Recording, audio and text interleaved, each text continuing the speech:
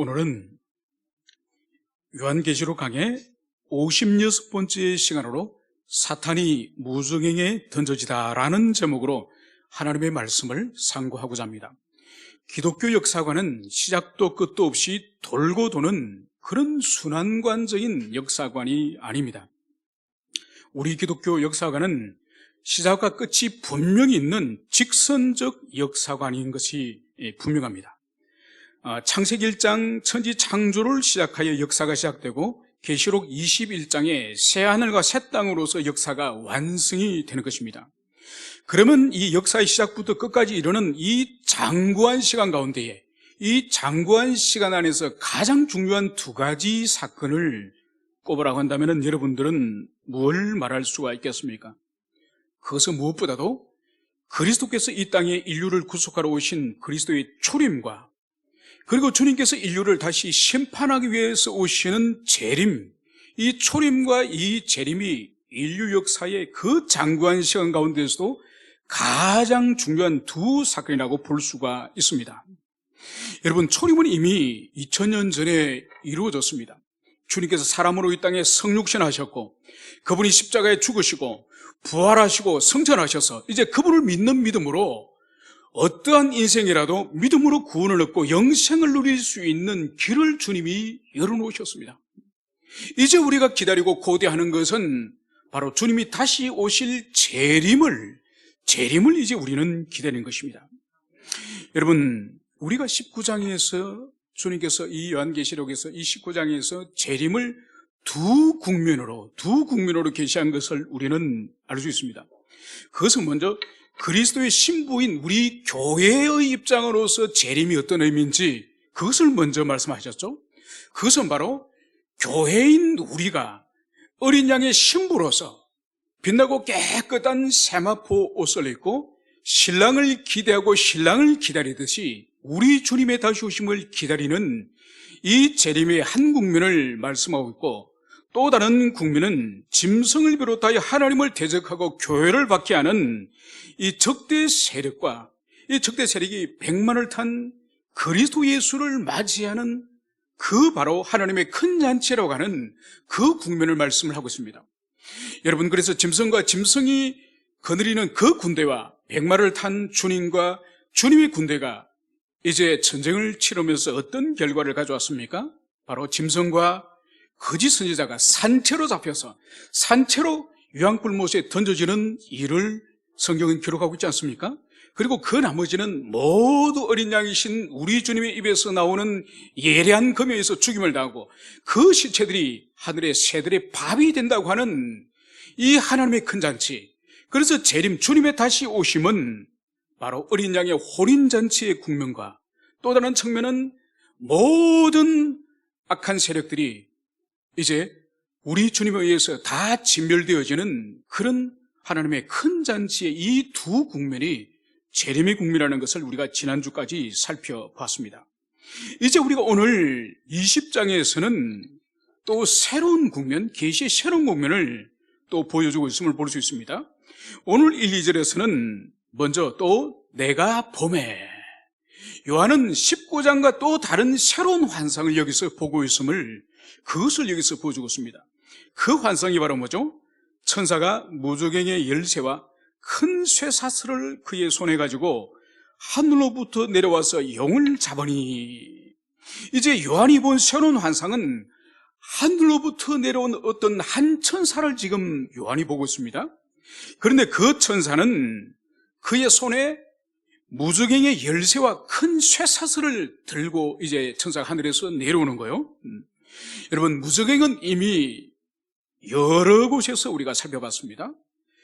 여러분, 이 무저갱은 이 의미 자체는 바닥이 없는 깊은 구렁텅이, 그러니까 끝이 없고 바닥이 없는 깊은 구렁텅이가 이 무저갱의 의미예요. 여러분, 어릴 때에 아마 여러분도 그런 경험이 있을 겁니다. 어릴 때 아이들이 이제 바이러스에도 잘 감염되고 감기에도 잘 감염되지 않습니까? 그러면 애들이 열이 막 39도, 어떤 애들은 40도 이래 올라갑니다. 그러니까 저도 어릴 때 이렇게 감기 몸살, 특히 열이 많은 그런 병에 걸리면은 동일한 것을 반복을 하는데 뭔가 하니까 열이 되게 올라가면은 혼절하다시피 하면서 눈을 감으면은 끝없는 바닥으로 추락하는 거예요. 그리고 그게 얼마나 무서운지. 그리고 눈을 감으면은 제가 땅으로 막 땅속으로 추락을 하는데 끝이 없어. 계속 추락하는 거예요. 그래 눈을 감았다도 번쩍 뜨고. 그래 끊임없이 가위 눌리는 것처럼 끝없는 바닥으로 계속 추락하는 거예요. 여러분 추락하는 이것이 얼마나 두려움을 주는지 모릅니다. 제가 예전에 주일학교 반사를 교사를 할 때에 주일학교 애들을 데리고 과천 서울랜드를 갔습니다. 거기서 애들하고 뭔가 그게 뭐죠? 높이 올라갔다가 추락하는 거? 그걸 애들하고 탔는데 저도 좀 놀랬죠. 이제 처음 타는 거였고. 그리고 애들이 막 옆에서 소리 지르고 그랬는데 다 타고 내리니까 한 애가 입에서 피가 줄줄 흐르는 거예요. 그리고 얘가 너무 무서우니까 이 잇몸을 꽉 깨무는 거예요.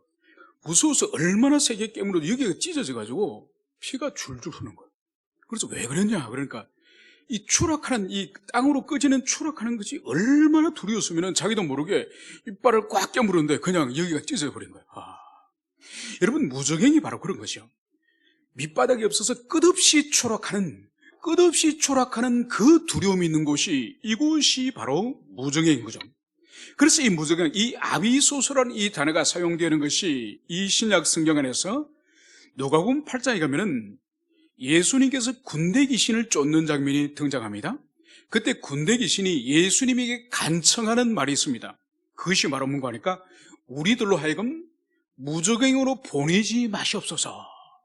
여기서는 무저갱은 바로 귀신들이, 악한 영들이 갇히는 장소라고 말한다고 한다면은, 또 사도 바울이 로마서 10장 7절에서는 이 아비소스가 엄부, 즉 죽은 자들이 가는 그 처소로 이 아비소스 무저갱이 사용이 됩니다.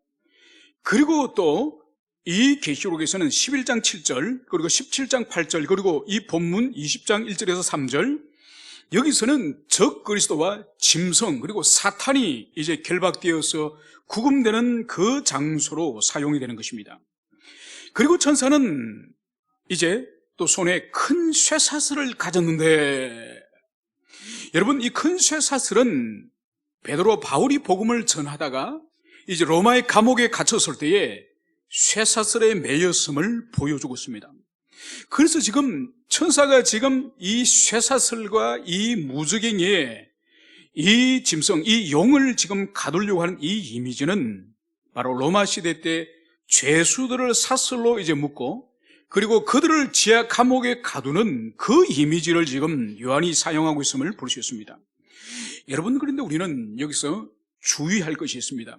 여러분, 사탄은 우리처럼 육체를 가진 존재예요. 육체가 없는 순수한 영적 존재예요. 순수한 영적 존재예요. 여러분, 순수한 영적 존재를, 이 사탄을 쇠사슬로 결박하거나 아니면은 무저갱이라는 어떤 장소에 이 사탄을 가두어 둘 수 있을까요? 그럴 수 없는 거죠.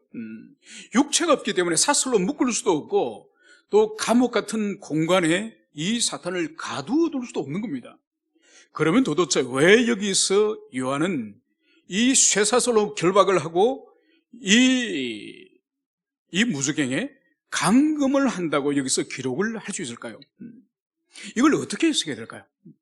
여러분, 항상 우리가 요한계시록을 생각할 때 이 요한계시록은 바로 상징과 은유가 사용된 이 묵시문학이다. 이 묵시문학임을 항상 우리는 전제를 하고 모든 이 계시록 해석을 우리가 접근해야 되는 거예요. 그래서 문자적으로 해석하기 전에 이 계시록은 묵시문학으로서 고도의 은유와 그 고도의 상징적인 기법으로 이 계시록이 기록됐다는 것을 염두에 두고 이 쇠사슬과 이 무저갱도 해석을 해야 되는 거죠. 여러분, 그러면 여기서 우리가 볼 수 있는 이 사탄의 결박과 이 구금은 이 계시록 12장 7절에서 9절에서 용이 하늘에서 천사 미가엘과 전쟁한 그 본문과 여기서 병행을 이루는 거예요. 여러분, 그래서 12장 7절 9절에서 하늘에서 용이 미가엘과 전쟁을 하여서 패하여서 그의 부하들과 함께 땅으로 쫓겨난 그 일을 여러분 기억하시죠? 그죠? 그 의미가 어떤 의미라 그랬습니까? 실제로 하늘에서 미가엘과 이 용이 전쟁을 하여서 그 사탄이 땅으로 쫓겨난 문자적으로 여러분이 해석했습니까? 아니요. 그때 우리가 이것을 어떻게 했는가 하니까 그리스도 예수 이 땅에 초림, 그분이 성육신하시고 십자가 죽으시고 부활하시고 그리고 성천하신 초림의 모든 사역을 바로 하늘에서 미가엘이 용과 싸워서 용이 쫓겨났다는 그 의미라는 것을 우리가 살펴봤습니다. 여러분, 그렇다고 한다면 오늘 이 본문 또한 마찬가지예요. 이 본문 또한 이제 천상에서 이제 미가엘과 용이 싸워서 이제 용이 땅으로 쫓겨난 그 본문과 같이 이 쇠사슬에 묶이고 그리고 무중에 감금되는 것 또한 그리스도 예수의 십자가의 그 사역, 초림의 사역의 결과, 그거라고 여러분들이 이해를 하시길 바랍니다. 이제 천사가 용을 잡으니 곧 예빼며 마귀요 사탄이라. 여러분, 천사가 잡은 용의 정체를 분명하게 말씀을 하고 있습니다. 바로 예빼며, 에덴에서 우리의 첫 조상 아담과 하와를 유혹하여서 망하게 한, 타락하게 한 그 뱀이 바로 이 용이라는 것을 여기서 보여주고 있는 거죠. 그리고 마귀요 사탄이다. 그래서 이것을 이제 천사가 잡아서 1000년 동안 결박하여 무저갱에 던져놓고 잠그고 그 위에 임봉하여 1000년이 차도록 다시는 만국을 미혹하지 못하게 하였는데, 오늘 1절에서 3절까지 이렇게 말씀을 하고 있습니다. 여러분, 그런데 여기서 우리가 의혹을 가질 만한 것이 있습니다. 천사에게 용이 붙잡힌 거예요. 그런데 천사에게 용이 붙잡힌 것은 너무나도 허망하게 붙잡힌 거예요. 용이 천사에 대해서 저항하거나 격렬하게 싸웠다고 하는 기록은 전혀 없습니다. 그냥 천사가 잡으니 용이 그냥 붙잡힌 거예요. 여러분, 지금까지 사탄이 마치 하나님과 직접 싸울 수 있는, 사탄이 하나님과 직접 맞짱을 뜰 수 있는 그런 존재로 많은 사람들이 사탄의 존재를 과장하게 알고 있습니다. 또 특정 지역에 사탄이 다스리는 지역이 있고 사탄이 특정 어떤 영역이나 지역을 통치한다는 그런 개념까지도 가지고 있습니다. 그래서 선교를 나가면은 아울리치나 선교를 나가면은 이렇게 땅밟기를 합니다. 특히 선교를 나가면은 이교도들의 어떤 사원이나 우상이 있는 절이라든지 그런 데를 그리스도인들이 가서 땅밟기라 그래가지고 막 그 땅을 기도하면서 돕니다. 거기에는 가만히 관찰해 보면 뭐가 있는 거 아니까? 그 동리나 그 지역을 주관하는 신이 있다고 보는 거예요. 악한 영이 있다고 보는 거죠. 그래서 그 영역 안에는 하나님의 통치가 미치지 못하고 그 귀신이나 그 악한 영이 마치 하나님처럼 주도권을 가지고 있다고 생각하는 그런 관점이기 때문에 어떤 특정한 지역이나 도시를 돌면서 그렇게 하는 거죠. 물론 이것은 사람들이 여리고성을 믿음의 사람들이 돌았던 것처럼 우리도 그런 마음으로 돕니다 그러지만은 이거는 신학적으로 틀린 거예요. 하나님이 다스리지 않는 영역은 이 지상에 한 뼘도 없는 것입니다. 모든 것을 하나님이 다스리시고, 그러나 특별하게 주님께서 허용하시는 일들은 있죠. 악한 영에 대해서. 그래서 오늘 이 용이 이 천사에게 허망하게 잡히는 거예요. 그래서 이 용은, 이 사탄은 하나님이 직접 나서지 않더라도 바로 천사를 통해서 충분히 포획할 수 있는, 사로잡을 수 있는, 그래서 결박할 수 있고 그리고 무저갱에 쳐넣을 수 있는 그런 권세를 하나님께서 이 천사에게 준 거예요. 여러분, 그래서 사탄이 가장 좋아하는 두 종류의 사람이 있습니다. 첫 번째 종류의 사람은 이 사탄의 능력을, 이 사탄의 존재를 과도하게, 너무나도 과도하게 평가하는 사람을 사탄은 매우 좋아합니다. 그래서 모든 일을 마치 하나님이 주관하시는 것이 아니라 사탄이 인생과 세상을 주관하는 것처럼 그렇게 여기는 사람들을 사탄이 좋아한다는 거죠. 그래서 길을 가다가도 돌뿌리에 채워서 넘어지더라도 아이고 이것은 귀신 때문이야, 사탄 때문이야. 감기가 걸렸는데 이건 귀신 때문에, 사탄 때문에 이거는 내가 감기 걸려서. 여러분, 그게 아니에요, 여러분. 이렇게 사탄이 돼서 하나님보다 더 사탄이 모든 범사와 세계를 주관하는 것처럼 여기는 이런 인간을 사탄은 매우 좋아합니다. 또 다른 한 종류의 사탄이 좋아하는 인간은 바로 사탄의 존재를 완전히 무시해버렸는, 전혀 의식하지 않고 전혀 신경 쓰지 않고 사단이 어디 있어?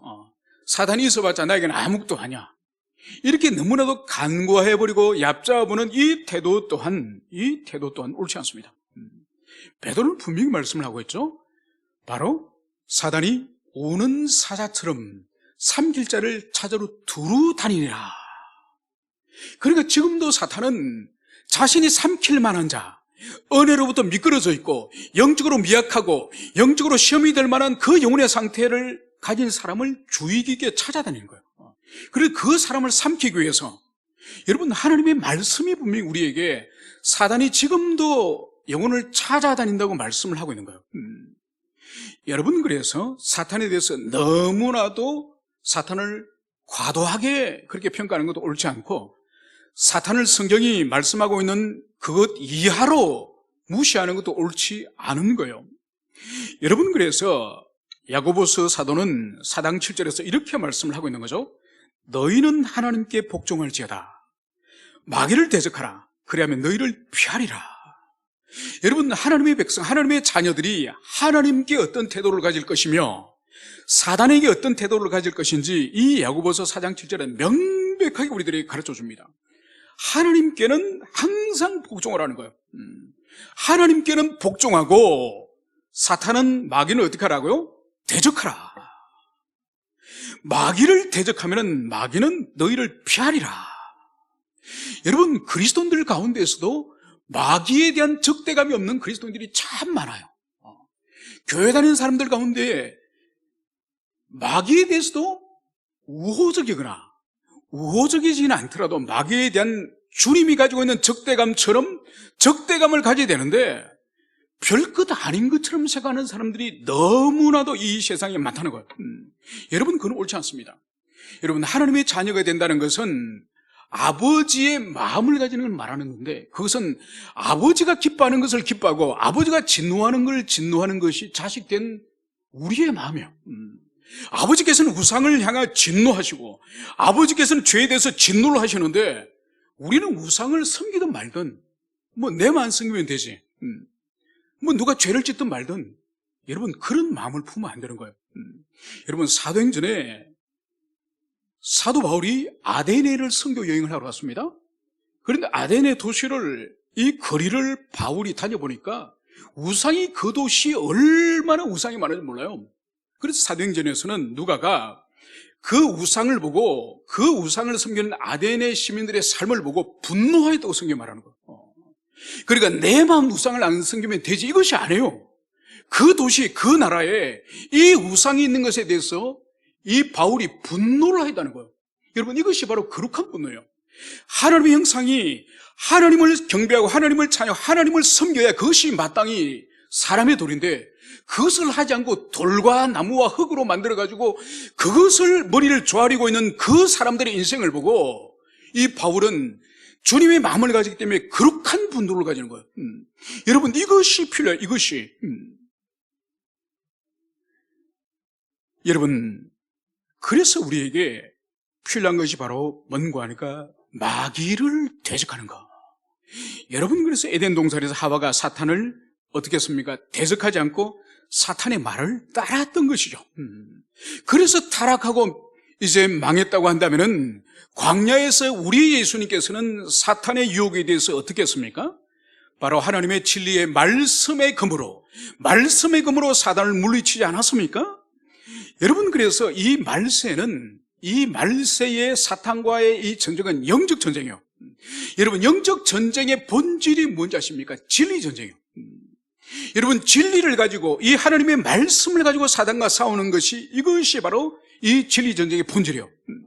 왜냐하면은 에덴에서도 우리 첫 조상을 미혹하여 망하게 할 때에 사단이 사용한 무기가 뭐였습니까? 하나님의 말씀이에요. 그 하나님의 말씀을, 그것을 뒤틀고 그 하나님의 말씀을 왜곡해서 이 하와를 망하게 한 거예요. 여러분, 광야에서 우리 예수님을 시험에 들게 하고 우리 예수님을 미혹한 세 가지의 시험에 이 사단의 도구가 뭐였습니까? 하나님의 말씀이에요. 여러분, 우리 인류를 처음 미혹할 때도 말씀으로 미혹하였고, 그리고 지금도 사탄은 여전히 이 진리를 가지고 미혹해요. 여러분, 그래서 우리가 선명한 진리를 가지지 않으면 여러분, 이 시대도 그냥 사단에게 속는 거예요. 여러분, 교회 다닌다고 여러분 안전한 것이 아니에요. 목회자가 된다고 안전한 것이 아니에요. 교회 집사가 된다고 안전한 것이 아니에요, 여러분. 선명하고 분명한 진리가 아니면은 교회도 어느 시대든지 사단의 종이 되었던 사례들이 얼마나 많은지 몰라요. 여러분, 예를 들어볼까요? 1917년도에 러시아가 볼셰비키 혁명이 일어나서 공산주의가 세계 최초, 인류 최초의 공산국가가 되지 않습니까? 여러분, 그 당시 인구가 러시아가 1억이에요, 1억 가운데 골수 볼셰비키 당원이 몇 명인지 아십니까? 5,000명이었어, 5,000명. 여러분, 5,000명밖에 없는 공산당원들이 어떻게 1억의 인구를 뒤집은지 아십니까? 그때에 이 5,000명에 붙은 사람들이 있습니다. 무려 3천만 명이 붙습니다. 이 사람은 누군지 아십니까? 러시아 정교회 교인들이에요. 러시아 정교회 교인들 가운데에서 고의식파라고 있습니다. 이 고의식파는 러시아 정교회도 종교개혁을 해요. 종교개혁을 하는데 이 종교개혁이 뭔가 하니까 그리스 정교회의 예전으로 돌아가자. 이것이 바로 이 짜르와 대주교의 명령이에요. 그런데 우리는 싫다. 우리는 원래 러시아 정교회에서 가지고 있는 이 예배와 성찬 그거를 우리 지키겠다. 그래가지고 개혁을 거부한 이 예식을 고집한 사람을 고의식파라고 그래요. 그래서 이 사람들이 짜르와 이 대주교에게 엄청 박해를 당해요. 200년 동안 같은 정교회 안에서도 이 고의식파를 200년 동안 박해를 해요. 이 사람들이 1억 중에 한 3천만 정도 됐습니다. 한 3분의 1이 고의식파예요. 이 사람들이 짜르로부터 그리고 이 정통으로부터 박해를 당하는 이 사람들이 적대감을 가진 거예요. 그래서 볼셰비키, 이 무신론 공산주의 이 유물론자들의 손을 들어준 거예요. 그래서 5,000명에 불과했던 이 볼셰비키가 러시아를 뒤집어서 공산사회를 만들 수 있던 결정적인 원인을 이 3천만의 고의식파가 이 볼셰비키의 군대가 돼버린 거예요. 그래서 러시아가 뒤집어진 거예요. 여러분, 이것은 독일도 마찬가지예요. 여러분, 독일이 어떤 나라입니까? 루터가 종교개혁을 한 원조국가예요. 그리고 독일에는 수많은 그 이후에 수많은 종교운동들이 독일에서 있지 않습니까? 그럼에도 불구하고 1936년도에 히틀러가 집권을 하잖아요. 그 괴물 히틀러, 인류를 초토화시킨 그 히틀러를 독일 루트란 교회가 90%가 지지해요. 독일의 이 히틀러가 구세주다. 우리 독일을 해방시키고 우리 독일을 번영을 줄 것이다. 여러분, 독일 루트란 교회가 90%가 박수하여서 히틀러를 지지합니다. 여러분, 1945년 이 우리나라도 마찬가지예요. 우리나라도 38선이 딱 꺼지면서 38도선 이북에는 소련군과 김일성이가 진주했죠. 그때 북한에 남아있는 교회가 바로 조선기독교연맹이라는 기독교 조직을 만듭니다. 이 조직이 뭐냐? 바로 북한은 이 38선 남쪽보다가 기독교가 엄청 강력한 기독교 사회라고 해도 과언이 할 정도 38선 이북에는 기독교의 그런 강력한 그런 구심점을 가지고 있는 그런 사회였어요. 그런데 소련에서 이제 김일성이가 이제 이북에 내려와서 정치를 하려고 하니까 자기 지지하는 사람이 없는 거예요. 지지 세력이 없는 거예요. 그때 자기 외삼촌이 평양에서 목사였거든요. 강양욱이. 그리고 자기 외삼촌을 설득해가지고, 그리고 일제시대 때 위대한 부흥사였던 김익두 목사님, 이분을 설득해가지고, 그래서 조기련을 만드는 거예요. 그래서 이 북한에 있는 모든 기독교인들과 목회자들, 월남아지하고 남아있는 이 사람들을 설득해가지고, 바로 김일성을 추대하는 기독교가 된 거예요. 결국은 그 기독교가 배교자 기독교가 되고 소멸되고 말았죠, 그죠? 여러분, 그래서 참다운 진리, 바른 진리를 가지고 있지 않으면은 교회를 할지라도 그리스도인을 할지라도 얼마든지 교회 역사 속에서 사단의 도구가 되었음을 그것을 우리는 교회 역사를 통해서 알 수 있습니다. 그래서 바른 진리, 바른 교리, 그리고 올바른 기독교 사상, 여러분 이것으로 똘똘 뭉치지 않으면은 여러분 말세로 갈수록 더 사탄은 예리한 하나님의 말씀을 가지고 우리를 미혹하고 우리를 유혹하는 그런 사단의 전략이라는 것을 여러분들이 가슴에 새기시기를 바랍니다. 이제 3절에서는 이제 천년 동안 결박하여 무저갱에 던져넣어 잠그고 그 위에 임봉하여 천년이 차도록 다시는 만국을 미혹하지 못하게 하였는데, 여러분 오늘 여기서 이제 이 사탄을 결박하여서 무저갱에 넣고 임봉하였다고 오늘 성경이 말씀을 하고 있습니다. 여러분 예수님을 이제 십자가에서 내려서 이제 그분의 시신에 이제 향품과 이제 모든 장례 절차를 치르고 무덤에 이제 넣었습니다. 그리고 밖에 큰 돌로 이제 맞고 나서 그 이후에 로마 병사들이 그 무덤을 어떻게 하였습니까? 성경은 임봉하였다, 이 말씀을 여기서 하고 있는 거죠. 여러분 임봉은 로마 시대나 지금도 우리가 사용을 하고 있지 않습니까? 여러분 요즘도 우리가 선거를 하고 투표를 하면은 그 투표함을 임봉을 하죠, 그죠? 임봉을 하고, 또 중요한 서류 같은 법원의 재판에 서는 그런 중요한 서류 같은 경우에는 반드시 임봉을 합니다. 그리고 현금 같은 경우에도 이제 100장을 한 띠씩 묶어서 거기 은행에 도장으로 임봉을 하지 않습니까? 여러분 그래서 이 임봉한 것은 중요하기 때문에 이 권한이 없는 사람은 함부로 만지지 말라라고 하는 그런 하나의 표지라고 볼 수가 있는 것이죠. 여러분 사단을 가둔 이 무저갱에 임봉을 하였다는 이 의미는 바로 뭔가요? 이거는 절대로 하나님의 권능, 하나님의 성령 없이는 누구도 사단을 밖으로 나오게 할 수 없다는 그런 하나님의 인침이라고 볼 수가 있는 거죠. 그러면 이제 왜 그러면 사단을 무저갱에 던져놓고 잠그고 임봉을 왜 하였을까요? 그것은 바로 천년이 차도록 다시는 만국을 미혹하지 못하게 하기 위해서다, 이 말씀을 여기서 기록을 하고 있습니다. 그러니까 천년이 차도록 만국을 미혹하지 못하게. 여러분 여기서 미혹하다라고 하는 이 헬라어 이 플레네스라고 하는 이 단어는 속이다, 또 길을 잃게 하다, 나쁜 길로 인도하다, 이런 의미를 가지고 있는 단어예요. 여러분 이것은 에덴에서 우리 조상들을 이 사탄이 어떻게 했는지를 보면은 이 플레네스, 이 미혹하다는 이 단어가 정확하게 드러나는 것이죠. 여러분 하나님께서는 선악과 계명을 주시면서 우리 첫 조상들에게 무엇을 약속하셨습니까? 바로 선악과를 범하지 않는 이상은 영생을 주님께서 보장하셨습니다. 그러나 이 사탄은 우리 조상을 찾아와서 어떻게 유혹을 하였죠? 이 선악과 계명은 바로 인간이 하나님의 영원한 노예가 되는, 영원히 하나님께 종속되어 있는 노예적인 삶을 사는 것이 바로 선악과 계명이다. 오히려 내가 시키는 대로 이 선악과를 먹어라, 그러면 너희들이 하나님께로부터 해방되고 자유를 얻을 것이며 더 나아가서 하나님과 대등한 신적 존재가 될 것이다. 여러분 이것이 사단의 말이에요. 하나님은 이 선악과 계명을 지키는 그 조건 안에서 영생을 주셨지만은 사단은 그 선악과 계명을 지키는 것이 영생이 아니라 영원한 노예의 길이야.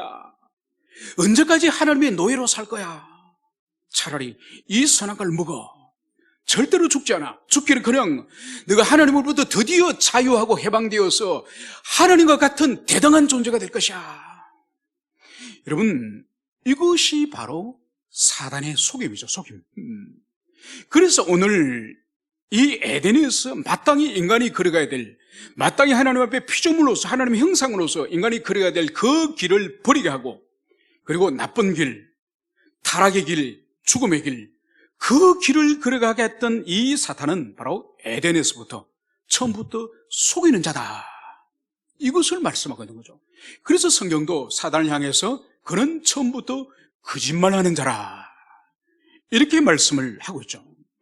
여러분 그래서 사탄이 바로 에덴에서부터 지금까지 항상 사탄이 역사 속에서 사용하는 두 무기가 있습니다.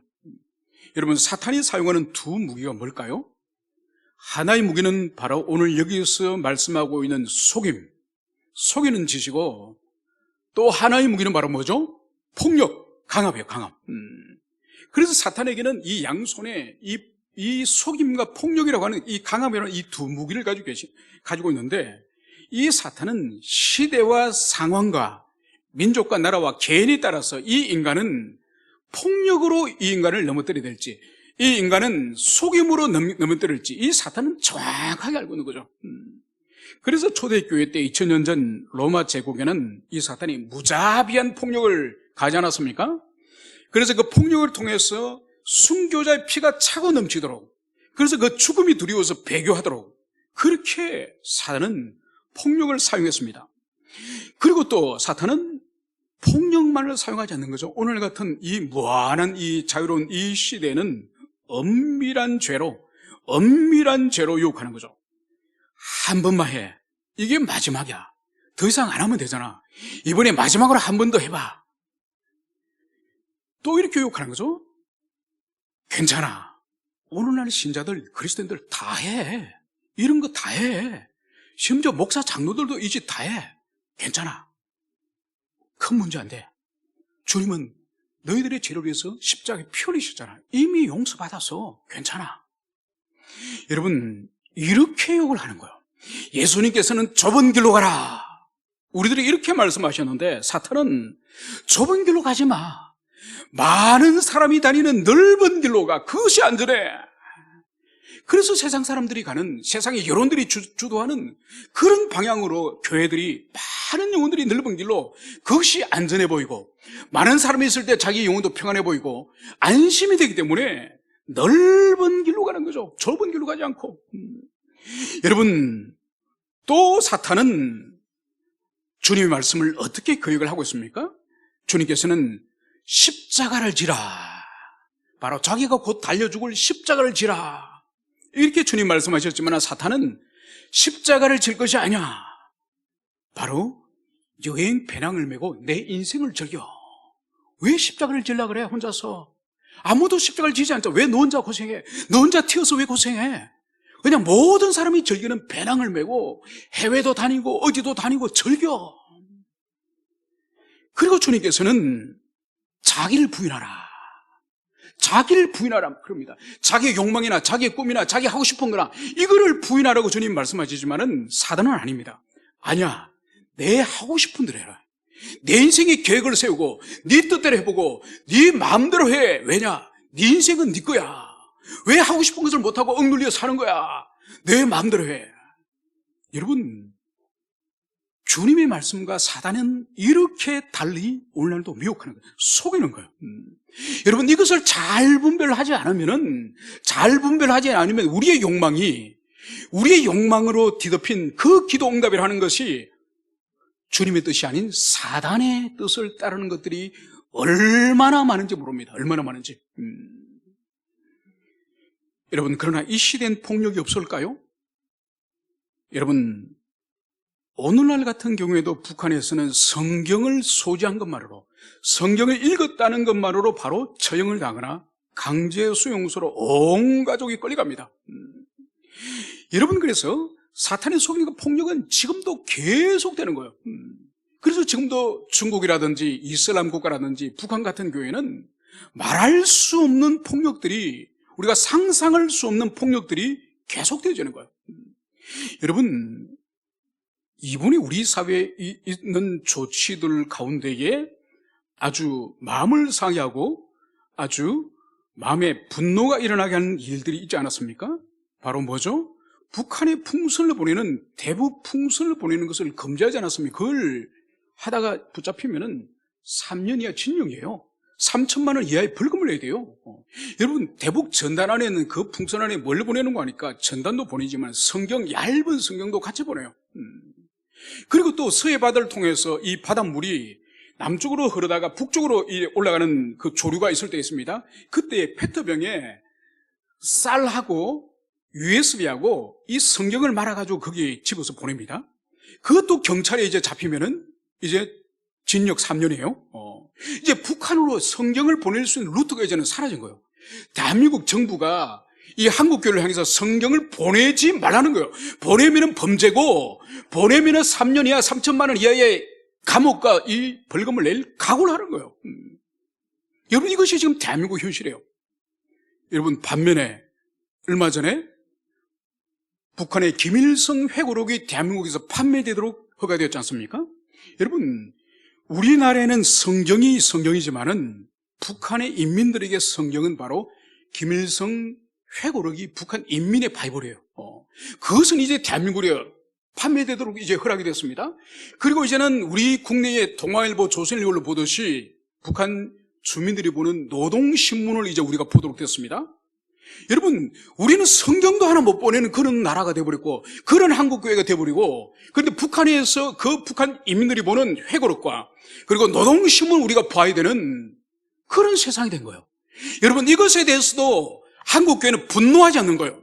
바울이 그 아덴의 거리를 갈 때에 우상 있는 것을 보고 분노하였던 것처럼 한국교회는 아무도 성명서를 내거나 이것에 대해 공식적으로 분노하지 않는 거예요. 여러분, 하나님께서 이것을 기뻐하실까요? 좋아하실까요?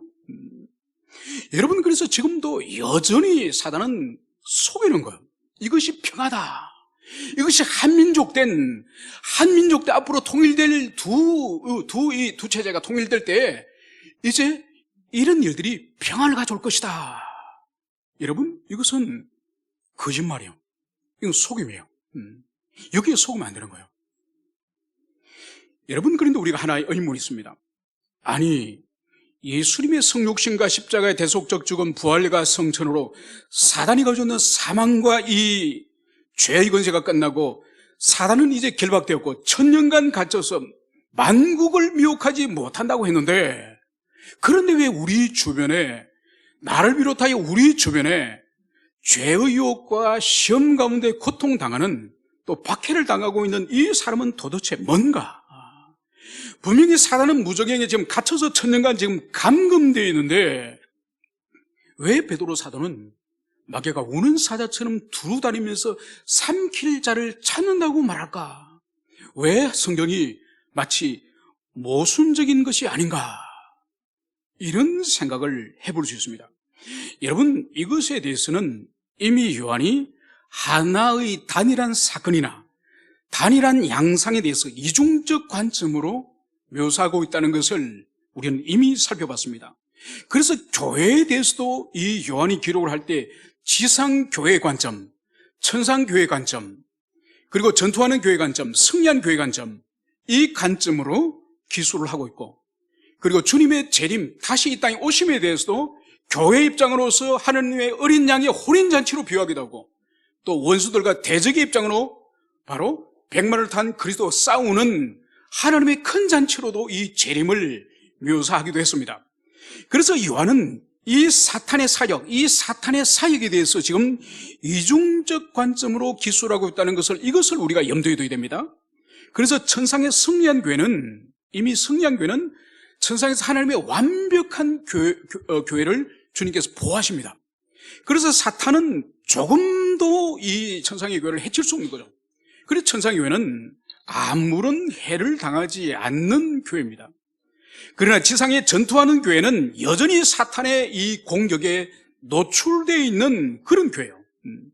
그래서 박해와 죄의 유혹을 이 지상에 있는 우리는 박해를 당하기도 하고 사단의 죄 유혹을 받기도 하고, 우리가 이 땅에서 떠나는 그 순간까지, 죽는 그 순간까지 이 사단의 이 공격으로부터 우리는 절대로 자유할 수 없는 거예요.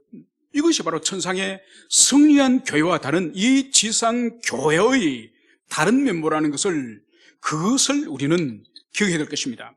그래서 이 지상 전투하는 교회에 대한 이 사탄의 영향력은 주님이 다시 오시는 재림의 때까지 지상 교회를 향한 이 사탄의 공격은 계속될 것이며, 이것이 바로 우리가 죄의 유혹을 당하는 근본적인 이유다. 이것을 여러분들이 가슴에 새기시길 바랍니다. 이제 2절에서는 이제 잡아서 천년 동안 결박하여, 그리고 3절에서는 그 위에 임봉하여 천년이 차도록, 여기서 반복적으로 지금 천년이 지금 등장합니다. 이제 우리가 다음 주에 살펴보겠지만은 이 20장 안에서는 이 천년이 6번씩이나 이제 기술이 되면서 이 20장의 이 천년은 이 계시록 안에서 가장 논쟁이 치열한 천년 왕국에 관한 교리, 그 교리에 대한 근원이 바로 이 본문의 말씀들이에요. 그래서 이 교리의 구체적인 것은 다음 시간에 제가 말씀을 드리기도 하고, 오늘 여기서 다룰 것은 이 천년을 문자적으로 해석해야 될 것인가, 이것을 우리가 오늘 고찰해야 됩니다. 그러나 우리가 항상 잠시 전에도 말씀드렸던 것처럼 계시록은 그 해석이 고도의 상징과 은유를 사용하고 있는 묵시문학이라는 것을 이 전년을 해석할 때도 여전히 우리가 생각을 가져야 된다는 거죠. 그래서 사단을 붙잡아서 결박하고 무종에게 감금하는 것도 문자적으로 전년을 해석을 해서는 안 된다 이거죠. 그래서 사단을 결박하고 무종에게 감금하는 것도 문자적으로 감금하는 것이 아니라 바로 그리스도의 초림의 결과로서, 그분의 십자가 죽으심과 부활과 성천의 결과로서 사단이 완전히 패하게 된 그 상황을 의미하는 거라고 한다면은 이 천년도 문자적 해석이 아닌, 그래서 물리적 시간으로서의 천년이 아닌 다른 의미로 해석하는 것이 묵시문학에 합당하다. 이것을 여러분들이 이해를 하시길 바랍니다. 그래서 이 관점을, 제가 오늘 관점은 이것은 무천년설에 근거해서 말씀을 드립니다. 그래서 이 천년설이 대표적으로 네 가지가 있는데, 무천년설, 그리고 전천년설, 후천년설, 그리고 하나 더 말씀을 드리면 세대주의 전천년설, 이렇게 있는데 나머지 세 개는 제가 다음 주에 말씀드리겠습니다. 오늘 우리가 지금 나누고자 하는 이 무천년설을 간단하게 말씀을 드리면은, 사단이 감옥에 갇혀있는, 이 무중에 갇혀있는 이 천년은 문자적으로 1년, 2년, 3년, 4년 이 천년을 의미하는 것이 아니라는 거예요. 그 의미가 아니라 상징적인 의미의 천년인데, 이 천년은 바로 뭔가 하니까 예수님이 이 땅에 오신 초림의 사건, 그 사건으로부터 다시 오실 재림에 이르는 이 광대한 이 교회 역사, 이 인류의 역사, 이 기간을 바로 이 천년으로 보는 거죠.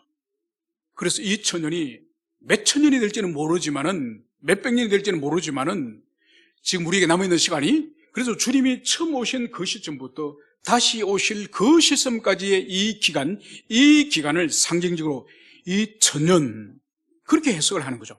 그래서 따로 이런 문자적으로 해석을 할 필요가 없다는 것이죠. 이것이 바로 무천년주의의 관점이라는 그것을 기억을 하시기 바랍니다. 제가 여러분들에게 말씀을 드리는 것도 무천년주의 관점으로 지금 말씀을 드린 것입니다. 그리고 여러분들이 전천년이나 후천년이나 어느 하나가 이단이라고 말을 하면 안 됩니다. 다 이 계시록 말씀의 부분적인 합당한 말씀이기 때문에 어느 것을 취하더라도 이단은 아니에요. 그러나 다만 우리가 이 계시록의 묵시문학의 상징주의 기법으로 해석을 할 때는 이 무천년설에 입각하여서 천년왕국을 해석할 때에 가장 더 성경에 가깝다, 그렇게 보는 것이 설교자의 의견이라는 것을 여러분들이 이해를 하시길 바랍니다. 그리고 이제 3절에서는 그 후에 반드시 잠깐 노일이라. 여러분, 사탄이 무저갱에서 천년간 감금된 채로 있다가 천년이 지나면 바로 반드시 잠깐 석방될 것을 여기서 말씀을 하고 있습니다. 잠시 전에 천년이 주님의 초림과 재림의 기간이라고 한다면은 천년이 지난 후 잠깐 놓인다는 이 의미는 바로 뭔가 하니까 주님의 재림 직전, 주님이 다시 오기 그 직전에 이 사단이 노임을 받는다는 그런 의미입니다. 그래서 이것은 반드시 놓인다는 이 의미는, 이 사단의 석방은 사단인 스스로 이 무저갱을 탈출하거나 하나님의 의지와 상관없이 스스로 이 무저갱을 나간다는 그 의미가 아니라, 반드시 이 사단의 노임은 하나님의 주권과 하나님의 섭리와 하나님의 의지에 의해서 이 사탄이 노임을 받는 것을 여기서 보여줍니다. 그런데 석방의 시간을 오늘 성경은 잠깐이라고 묘사를 하고 있습니다. 이 의미가 뭘까요? 이것은 바로 이 무저갱에 사탄이 잡혀있는 시간이, 감금된 시간이 천년이죠, 그죠?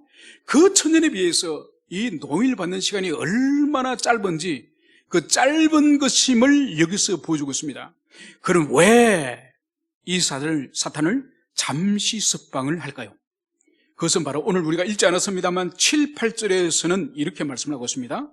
그 옥에 놓여서 땅의 사방의 백성 곡과 마곡을 미혹하고. 여러분, 이제 이 무저갱에서 노임을 받아서 이 사탄이 오늘 하는 일이 바로 뭐죠? 땅의 사방의 백성들, 이 지상에 있는 아직도 그리스도 안에 들어오지 않는 그리스도 밖에 있는 그 인생들, 특히 곡과 마곡으로 미혹되는 언약의 백성들을 공격하는, 교회를 공격하는 이 악한 세력들, 이 사탄이 최후로 이제는 미혹하는 거예요. 여러분, 여기서 우리가 볼 수 있는 것이 뭔가요? 사탄은 1000년간 감옥에 갇혀 있고 1000년간 무정에 갇혀 있다가 나오더라도 이 사탄의 본성이 변화됩니까? 변화되지 안 됩니까? 사탄의 본성, 악의 본성은 변화가 안 되는 거예요. 여러분, 악은 세월이 지난다고 해서 선이 되는 것이 절대로 아니에요. 사탄이 1000년 동안 이 무저갱에 갇혀 있다가 나오더라도 그가 미혹하는 것을 멈추는 존재가 아니에요. 여러분, 여기서 우리가 볼 수 있는 것이 이 악의 속성은 결코 변질되지 않는, 이 악의 속성은 끝까지 가는, 언제까지? 파멸될 때까지 끝까지 가는 것이 악의 이 존재라는 것을 우리가 이것을 명심해야 돼요. 여러분, 그래서 악에 대해서 함부로 하상히 여기거나 악에 대해서 함부로 가볍게 여기는 그것은 주님의 마음이 아니요 그리스도인의 태도가 아니에요. 여러분, 우리는 죄인에 대해서, 인간에 대해서는, 한없는 인간에 대해서는 자비함과 너그러움을 대해야지만 악 자체에 대해서는 우리는 강력한 분노의 마음을 가져야 돼요. 분노의 마음. 여러분, 그래서 북한의 칠골교회 거기 목회자는요, 인터뷰를 하는 걸 제가 전에 들었는데, 김일성 수령님이 하나님이지 않습니까? 여러분, 그런 걸 들으면 분노가 나는 거예요. 2500만의 영혼들이, 북한의 2500만의 영혼들이 그들이 살아계신 하나님의 형상을 가지고 하나님을 경배해야 될 텐데, 김일성 그 죽은 인간을 하나님이라고 믿는 거예요, 여러분. 여러분, 그래서 모든 인간이 타락했을 때 아담을 향해서 뭐라 그랬습니까? 너는 흙이니 흙으로 돌아가라. 이것이 인간에게 준 형벌이지 않습니까? 그런데 북한이 지금 수령과 그의 아들을 지금 어떻게 했습니까? 흙으로 돌아가지 않도록 그 방부 처리해가지고 박제로 만들어 놨지 않습니까? 왜 그러겠습니까? 흙이 되기를 싫어하는 거죠. 인간이 아니라는 거죠. 신이고 하나님이라는 거죠. 그래서 흙으로 돌아가지 못하도록 방부 처리라는 거예요, 여러분. 여러분, 그런 거 보면은 분노를 그 시스템과 그 악의 체제에 대해서. 그래서 2500만의 그 영혼들을 그 노예로 만드는 그 시스템, 그 체제에 대해서 분노를 느끼게 되는 거예요. 그거에 대해서 말하지 않고 그것에 대해서 박수를 치는 한국교회 이 교권주의자들에 향해서도 분노를 느끼게 되는 거예요. 같은 편, 여러분. 그건 절대로 주님이 기뻐하지 않으세요. 반드시 하나님이 징계하실 것이고 반드시 우리는 형벌을 받을 것입니다. 그래서 오늘 이 사탄이 잠시 노임을 받는 이 짧은 시간에 노임을 받는 이 일을 우리 하나님의 백성, 우리 그리스도인, 우리 교회는 어떤 태도를 가져야 될 것인가? 바로 이 노임받은 이 사탄이 이제 땅의 사방의 백성, 즉 곡과 마곡을 미혹하여서 이제 마지막 전쟁, 곡과 마곡의 전쟁을 이제 일으킬 텐데, 그 전쟁의 결과가 바로 뭔가요? 사탄이 패배하여서 드디어 두 짐승이 먼저 던져져 있는 영원한 불못에 이제 드디어 이 사탄도 들어지는 거예요. 여러분, 그렇기 때문에 사탄이 무정에서 풀려난 이것은 사탄이 무덤으로 들어가는, 불못으로 들어가는 지름길이요, 그리고 사탄이 이제 영원한 멸망을 한다는 것이므로 사탄이 풀려나는 이 일을 우리 성도들은 모두 기뻐해야 되는, 사탄의 마지막 최후를 장식하는 일이므로 기뻐해야 되는 일임을 우리가 가슴 깊은 곳에 새기시기를 축원합니다. 함께 기도하시겠습니다.